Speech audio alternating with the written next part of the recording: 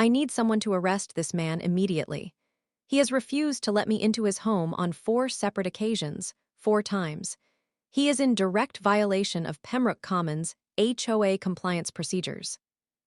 And I will not, President Iris Galloway of Pembroke Commons greeted new homeowner Weston Alcott with a welcome packet, a smile, and a demand to inspect the interior of his home within his very first week of moving in, telling him it was standard procedure for every new resident. And when he refused, she issued fines, sent certified letters threatening legal consequences, and eventually contacted local law enforcement claiming he was obstructing community compliance procedures, hoping a police presence would accomplish what 4 visits and a stack of violation notices had failed to do. What she did not know was that Weston had already submitted a formal written audit request to the HOA board asking for the specific governing document language authorizing interior inspections and had received absolutely nothing back. That 3 separate neighbors had already privately confirmed to him that no such policy had ever actually been enforced on them. That the 2 officers she had sent to his door were about to tell her, publicly and on camera, that she had no legal authority whatsoever to compel entry into a private residence. And that everything, every single visit, every conversation, every word spoken on that porch, had been recorded on a camera she walked directly past every single time she came to his door. Before we go any further, what city or country are you watching from? Drop it in the comments below. We genuinely love seeing where everyone is tuning in from. And if you believe that your front door belongs to you and to nobody else, not a landlord, not a board member, and certainly not an HOA president with a clipboard and a God complex, gets to walk through it without your permission, go ahead and hit that like and subscribe button and come join us right here on Karen Unhinged. Pembroke Commons sits just off Callaway Ridge Road in Sacramento, California. 49 single-family homes, uniform beige exteriors, matching mailboxes, and an HOA that collected $2,900 per household annually and held its monthly board meetings at the Pembroke Commons Clubhouse on Alderton Court every 3rd Wednesday. The community had been run by Iris Galloway for 4 years, and in those 4 years, she had developed a very specific and reliable system for handling new residents. She approached them early, before they had settled in, before they had made any friends in the neighborhood, before they knew what the rules actually said and what they did not say. She would show up with a welcome packet, a warm practice smile, and a scheduling notice for what she called a new resident interior orientation, framed as a walkthrough of the home to confirm interior layout and decoration met community standards. Most new residents, not wanting to start off on the wrong foot, simply let her in. Iris had been inside 14 homes over 4 years, relying on nothing but confidence and careful timing. Weston Alcott was going to be the 15th. He was not.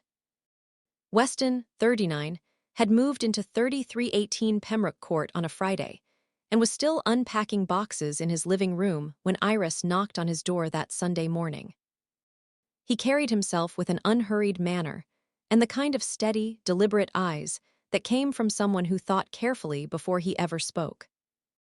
He worked as a senior compliance analyst for a financial regulatory firm based in downtown Sacramento, which meant that reading governing documents, identifying policy gaps, and recognizing the exact moment an authority figure was operating outside their sanctioned boundaries was not a skill he needed to develop for this particular situation.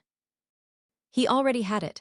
He opened the door, listened to Iris explain the interior orientation with her usual practiced warmth, and asked her a single question before she had even finished. Which section of the Pembroke Commons governing documents authorized the HOA to inspect the interior of a privately owned residence? Iris told him it was standard procedure for all new residents. Weston told her that was not what he had asked.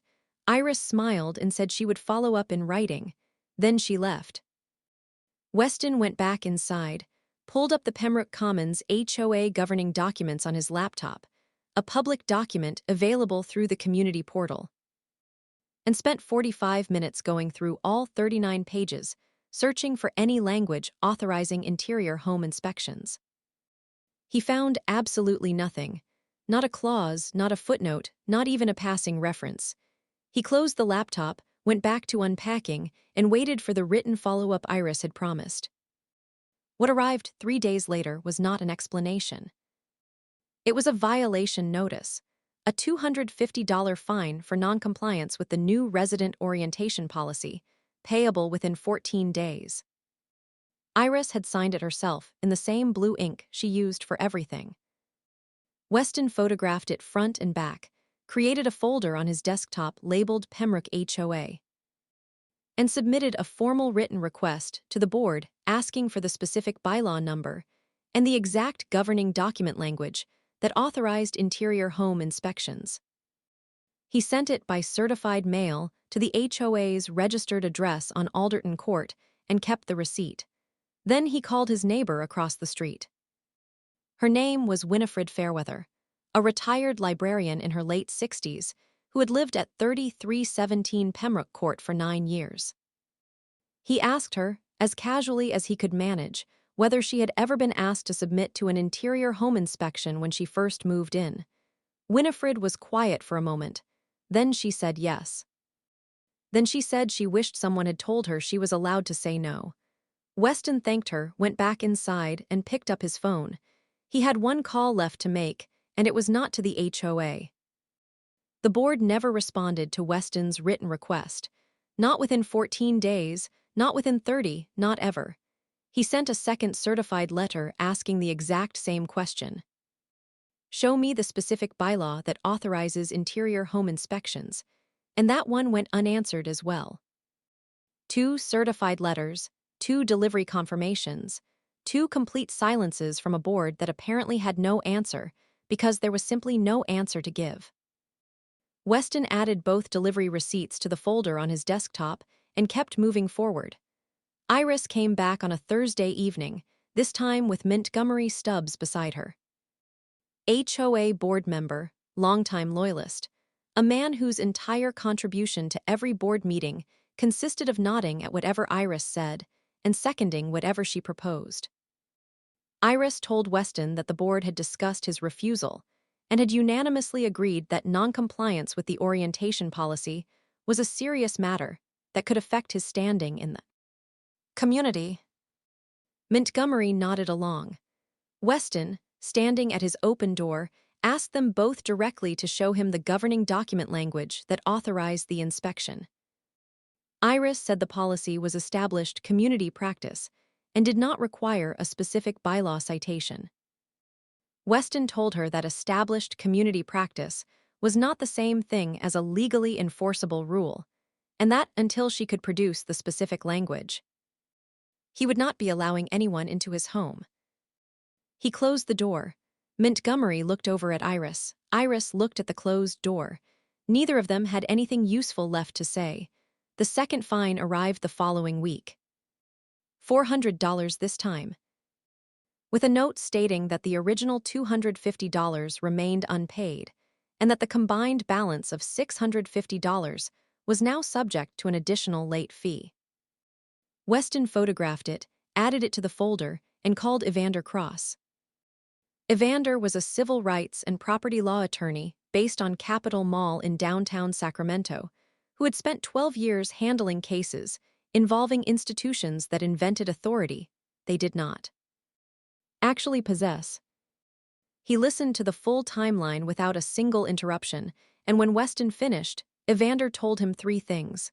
Stop paying anything, stop engaging with Iris directly, and let him send a formal records request to the board demanding the complete governing documents, along with the specific policy language in writing. The board had 14 days to respond under California HOA transparency law. They did not respond. Meanwhile, Iris began filing additional violations. A landscaping notice citing grass that fell within every measurable standard. A noise complaint with no specific incident attached to it. A parking notice for a car sitting entirely legally in his own driveway. Each one was completely baseless. Each one was photographed and added to the folder. And each one made Evander's case file thicker and considerably more useful. Winifred Fairweather from across the street watched all of it unfold from her front window and kept her own written notes on every visit she witnessed, every car she recognized pulling up, and every time she saw Iris standing on Weston's porch. Then Iris called the police. She contacted the Sacramento Police Department and reported that a resident at 3318 Pembroke Court was obstructing mandatory HOA compliance procedures, implying there may be something inside the home he did not want inspected, and requested that officers be dispatched to compel his cooperation. She made the call on a Tuesday morning and felt entirely good about it. She had used this exact tactic before to push difficult situations along, and it had always worked. She had never once paused to ask herself what might happen if the resident she used it on turned out to be far better prepared than the others had been. Weston was considerably better prepared.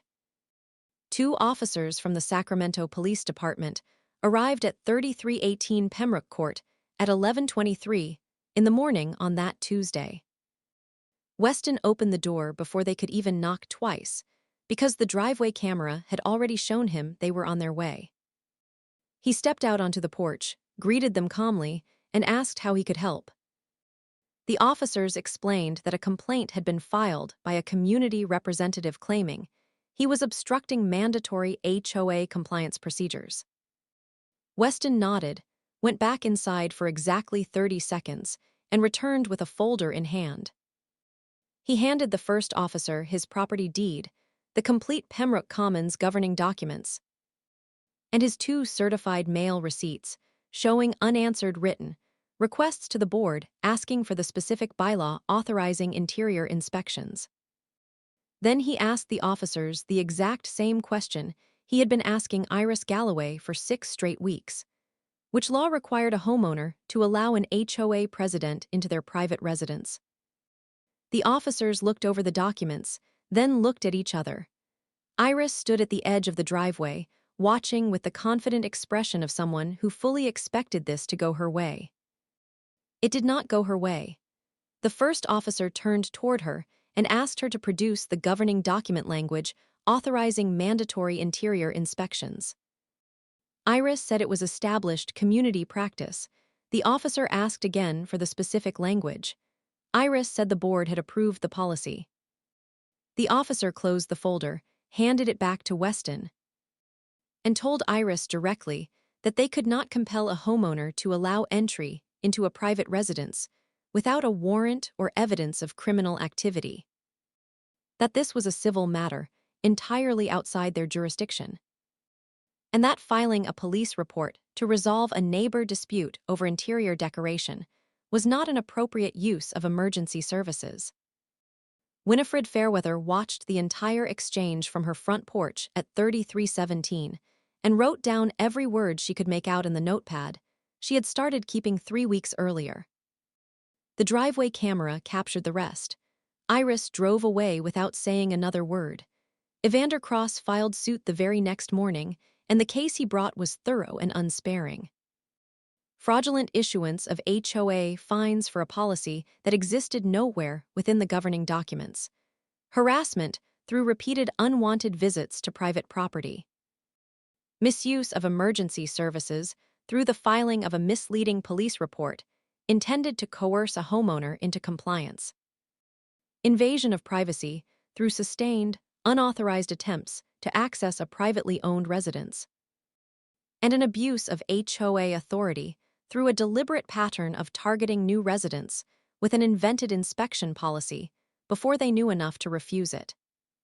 That last count was the one that cracked everything wide open, because Weston was not the first.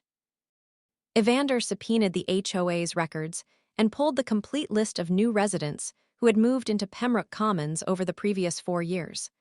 14 households. 14 interior inspections conducted under a policy that had no legal basis in any governing document the HOA had ever filed. 14 homeowners who had opened their doors simply because they did not know they were allowed to keep them closed, Every single one of them was contacted. Several came forward. The case stopped being a single homeowner's dispute and became a documented pattern of systematic abuse that the court took very seriously. Iris was found personally liable on every single count. She paid Weston's full legal fees directly out of her own pocket. She paid damages covering 6 weeks of harassment, fraudulent fines, and the filing of a misleading police report. Montgomery Stubbs settled separately before the ruling came down and released a statement expressing regret over decisions made under prior board leadership, which everyone understood to mean he had spotted the exit and walked straight through it without looking back. The state HOA regulatory board suspended the entire Pembroke Commons board, pending a full governance review. Iris was removed as president and barred from serving in any HOA leadership role anywhere in California for 5 years. Weston went home, closed his front door, and decorated his house exactly the way he wanted to. Nobody ever asked to inspect it again. If your HOA has ever tried to walk through a door they had no right to open, drop it in the comments below. We want to hear about it.